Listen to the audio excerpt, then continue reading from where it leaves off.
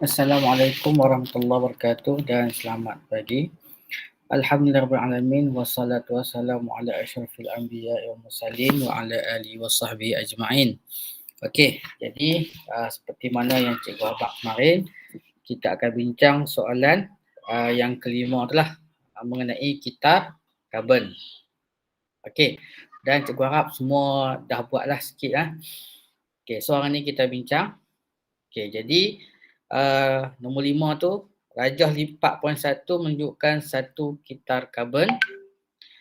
Jadi karbon dalam udara di atas ni.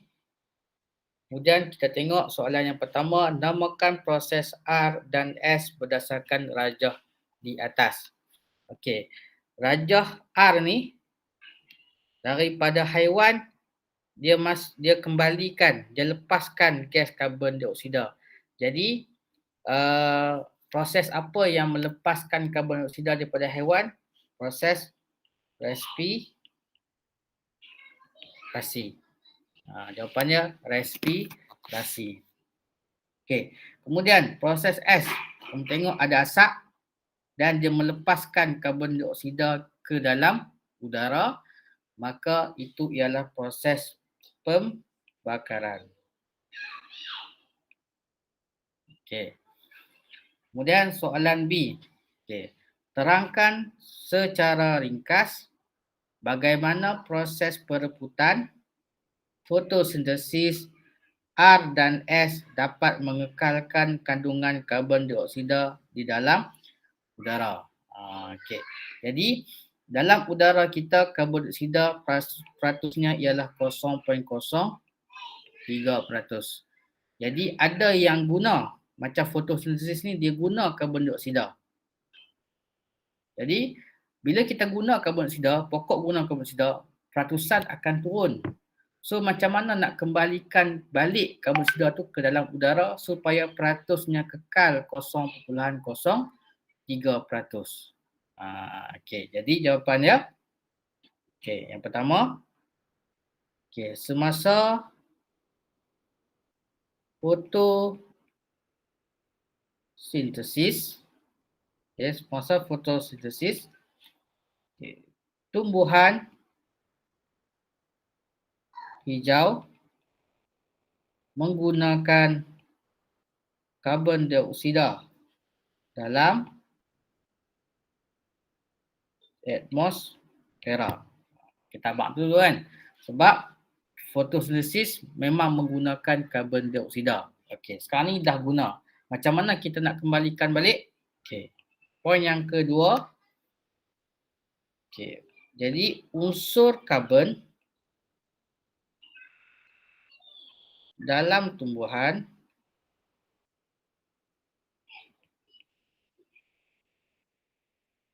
dipindahkan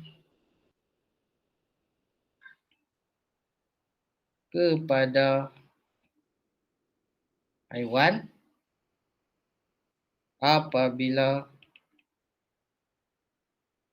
dimakan oleh haiwan. Okey, maksudnya sekarang ni mula-mula sekali karbon dalam atmosfera tu, karbon dioksida diambil oleh tumbuhan. Sekarang ni pokok dia ada karbon tu. Kemudian karbon tu pergi mana? Karbon tu akan berpindah ke haiwan apabila haiwan tu makan tumbuhan. Okey, sebagai contoh kita tengok gambar rajah ni balik. Okey, kamu tengok daripada karbon ni asalnya dekat atmosfera.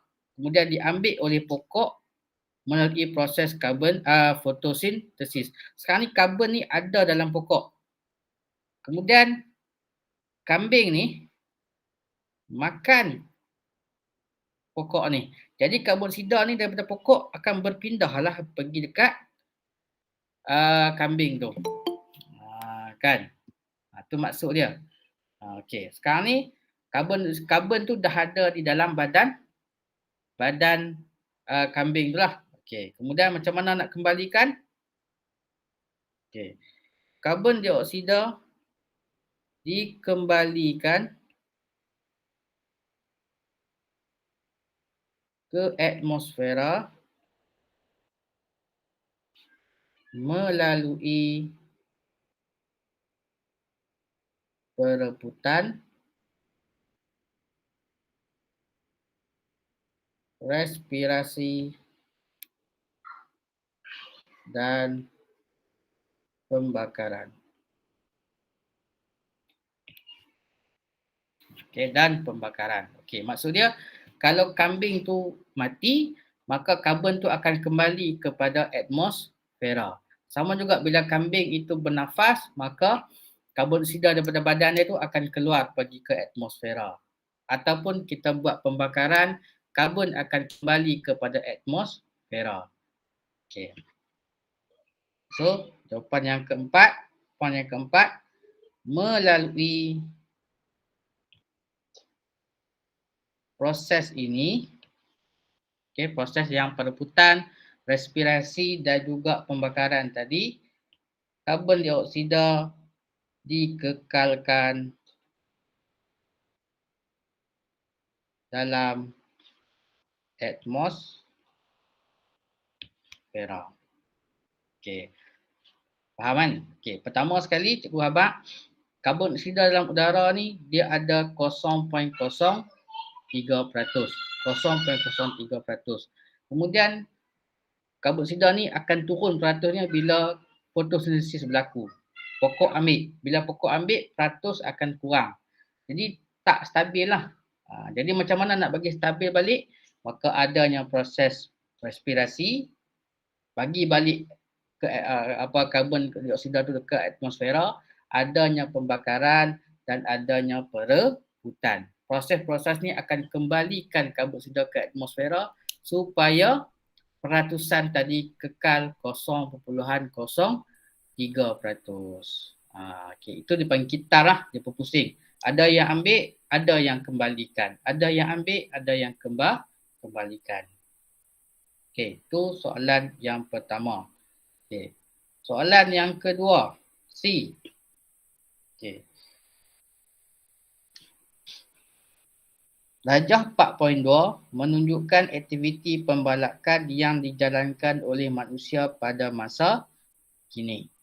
Aktiviti pembalakan yang tidak terkawal telah menyebabkan berlakunya fenomena pemanasan global. Terangkan kesan. Okay, dia nak kesan fenomena tersebut kepada persekitaran dalam kehidupan. Okay, maksud dia, kesan fenomena pemanasan global. Apa itu pemanasan global? Bumi semakin panas. Ringkasnya, bumi semakin panas. Jadi apa kesan bila bumi makin panas? Okay. Kesan yang pertama, berlakunya pencairan ais di kutub utara ataupun selatan. Dekat bumi kita, bumi kita ada dua kutub, kan? Kutub utara dan kutub selatan. Dan dekat kutub ni ada ais. Ada ais. Jadi bila bumi makin panas, ais ni akan cair. Okey, apa kesannya? Okey. Bila ais ni cair, ais ni akan pergi ke mana? Dia akan masuk dalam laut. Ais yang cair tu, dia akan jadi ayak. Ayak tu akan masuk ke dalam laut. So kesan yang kedua ialah paras air laut akan meningkat. Dia akan meningkatkan paras air laut. So bila air laut makin meningkat, apa kesannya? Okay, kesan yang ketiga ialah berlakunya banjir pada kawasan yang rendah. Okay, sebab air laut makin naik. Bila air laut makin naik, maka yang duduk tepi-tepi laut tu, pantai-pantai tu akan lama kelamaan akan tenggelam, dan kawasan yang rendah dia akan banjir lah. Dia akan banjir. Dan yang keempat, berlakunya kemarau yang panjang. Sebab bumi makin panas. So ada 4 kesan dia. Dan kesan ni dia berturutan lah. Pertama bila bumi cair, senang nak ingat lah. Bila bumi makin panas, ais dekat kutub akan cair.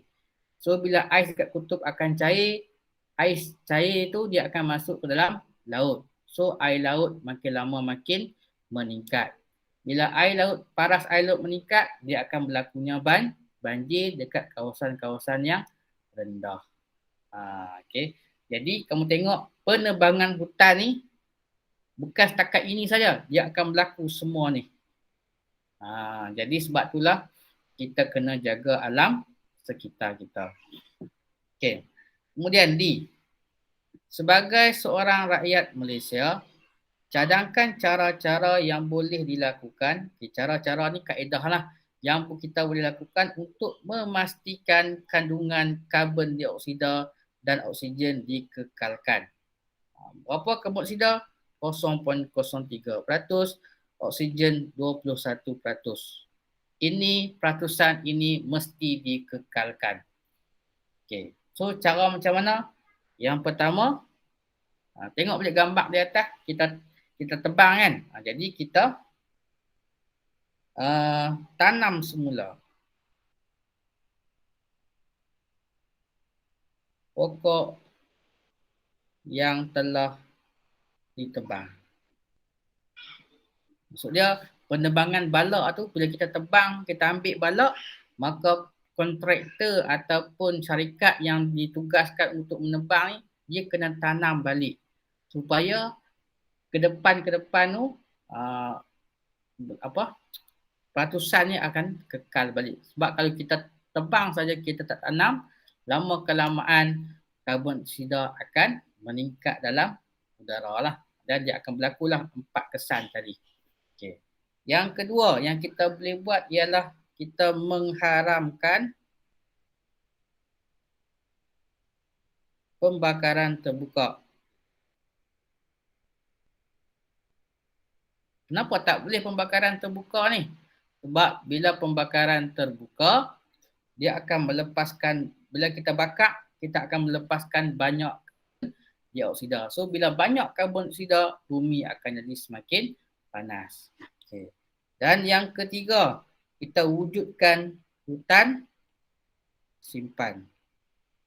Kita tetapkan dekat bumi kita ni ada satu tempat yang dikenali sebagai hutan simpan. Jadi kawasan itu digazetkan, tidak boleh adanya penebangan, tidak ada boleh pemburuan, semua dikekalkan.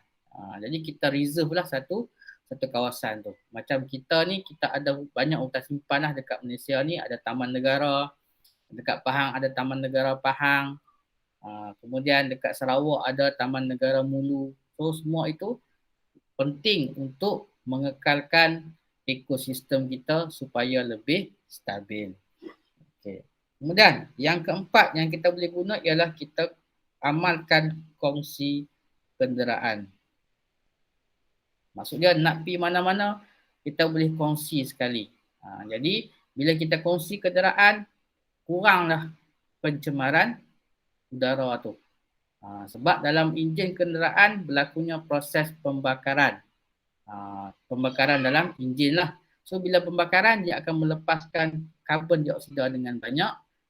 Jadi bila kita kongsi kereta, maka kuranglah pembakaran yang berlaku dalam kenderaan kita. Jadi kuranglah pencemaran. So itu sahaja. Dan sebelum cikgu tamatkan kelas kita, okay, cikgu buat sikitlah peringkasan nak bagi kamu faham. Okay. Jadi dekat dalam udara ni, yang kita banyak kita oksigen dan kita karbon dioksida, so ada dua gas, karbon dioksida dan oksigen. Okay. So karbon dioksida ni peratusnya ialah 0.03%, oksigen 21%. Okay. Dan kita tahu karbon dioksida ni digunakan oleh tumbuhan. Tu macam tu lah. Ni guna lah. Nak panas macam tu guna. So bila guna, oksigen, karbon dioksida makin sikit, tak stabil. Maka perlunya dikembalikan karbon dioksida tu melalui beberapa proses, iaitu yang pertama respirasi akan melepaskan karbon dioksida, pembakaran akan melepaskan karbon dioksida, perebutan akan melepaskan karbon dioksida. Sebab apa? Sebab bila ada yang ambil, ada yang kembalikan, maka peratusan tadi kekal 0.03%. Okay, itu faham karbon dioksida. Begitu juga dengan oksigen. Oksigen digunakan respirasi, digunakan oleh pembakaran, digunakan oleh perebutan dan dikembalikan melalui proses fotosintesis. Okay. Nampak tak? Kenapa Tuhan buat karbon dioksida ni sikit, 0.03%? Sebab hak nak gunanya hanyalah pokok saja. Kenapa oksigen Tuhan buat 21%? Sebab hak nak guna proses tu banyak. Respirasi nak kena guna oksigen, pembakaran pun nak kena guna oksigen, kan? Perebutan pun nak kena guna oksigen. So, peratusan oksigen dalam udara 21%. Dan benda ni mesti dikekalkan. Okey, sekarang ni apa jadi kalau pokok ditebang? Ni, pokok ni kita tebang. Okey. Bila pokok ditebang dengan banyak, maka tak ada yang nak ambil karbon dioksida ni. Manusia, haiwan tetap melakukan respirasi, tetap buat pembakaran, tetap ada yang mati, ada mereput, akan ada perebutan. So banyak yang akan bagi karbon dioksida ke udara. Yang nak ambil tak ada sebab pokok kita dah tebang. Maka peratusan tadi bukan lagi 0.03, dia akan jadi lebih 0.03, dia akan meningkat. Faham? Kemudian bila meningkatnya karbon dioksida, cikgu terang balik, karbon dioksida ni dia tugas dia ni dia memerangkap haba. Memerangkap haba. Maksud dia bumi kita ni kalau banyak karbon dioksida, ni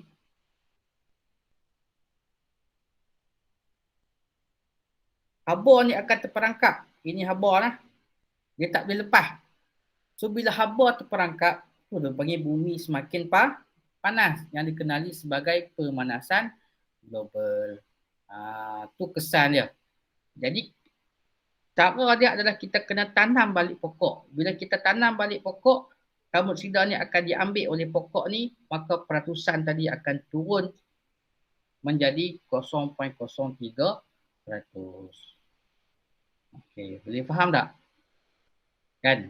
Jadi itulah dipanggil kitar karbon dan kitar oksigen. Okey, sama juga. Cara nak bagi ini apa macam kita selalu buat pembakaran ni. Bila kita selalu buat pembakaran, kita banyak guna oksigen. Oksigen makin sikit. Kemudian kita lepaskan banyak karbon dioksida. So peratusan karbon dioksida akan jadi tinggi. Kan?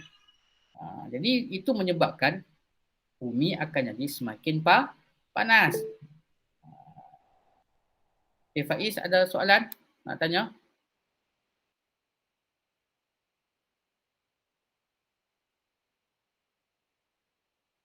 Faiz Zakwan angkat tangan tu, ada soalan ke nak tanya?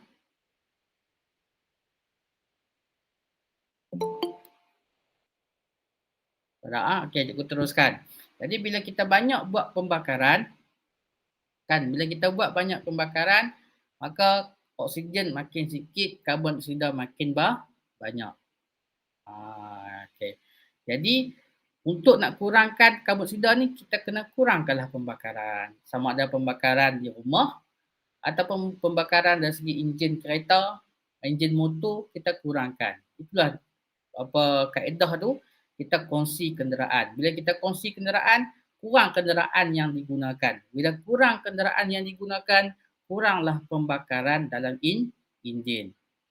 Jadi karbon dioksida pun makin kurang sikit. Bila makin kurang, maka bumi kita akan jadi semakin sejuk. Okay, so punca dia ialah banyaknya proses yang melepaskan karbon dioksida, menyebabkan bumi semakin panas. Okey, so cikgu buka soalan. Ada tak soalan-soalan nak tanya mengenai kitab oksigen dan kitab karbon ni? Ada tak? Boleh faham ke?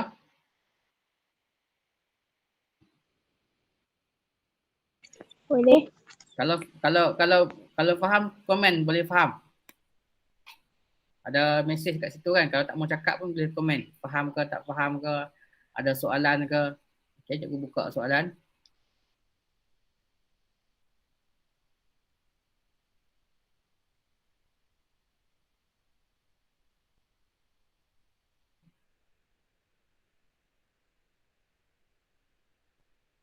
Okay. Okay, faham ah? Okay, kalau faham, jadi kita berhenti sampai sini. Minggu depan kita akan masuk subtopik yang baru, iaitu mengenai pembakaran pula. Macam mana kita nak bakar, apa yang perlu ada untuk pembakaran. Nah, okey. Okay, nah, okey. So setakat ini saja. Okay. Assalamualaikum warahmatullahi wabarakatuh.